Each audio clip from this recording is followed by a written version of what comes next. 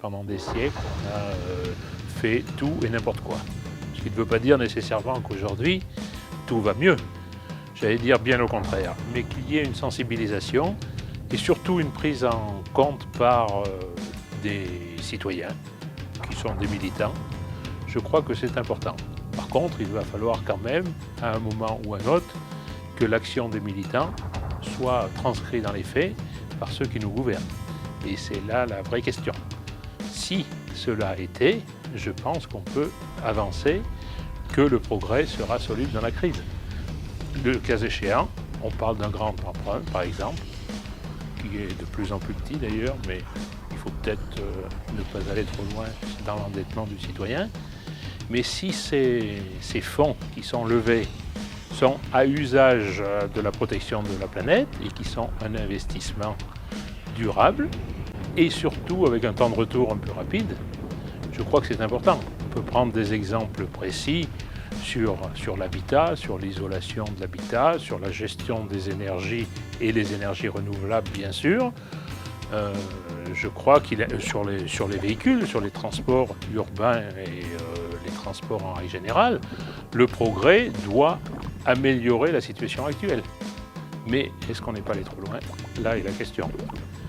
Je pense qu'il faut que les gens s'investissent dans des actions, pas nécessairement violentes, mais quand même fortement imprégnées d'humanisme pour que nos dirigeants prennent en compte les observations de leur population. Sans faire de politique, je pense que tout le monde est en train de verdir sa politique. Ça ne veut pas dire qu'il n'y a pas exclusivement un effet d'annonce, mais si tout le monde s'oriente un peu sur un verdissement de leurs programmes, de leurs actions, je pense que ça doit amener quelques résultats significatifs. Maintenant, plus que des effets d'annonce, il faut que ces dirigeants-là comprennent l'enjeu. Il va y avoir un rendez-vous à Copenhague. C'est un rendez-vous qu'il ne faut pas manquer. J'espère que tout le monde sera présent et tout le monde sera sur le même axe. Et localement, je crois qu'il y a déjà une implication de certains dirigeants dans leurs actions, dans leur programme aussi, dans un premier temps dans leur programme.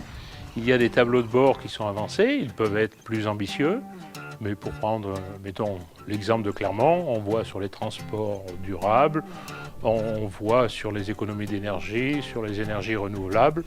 Je crois qu'il y a des actes concrets qui font espérer des jours meilleurs. Mais personne ne peut travailler isolément. Il faut qu'il y ait un travail collectif qui se mette en place.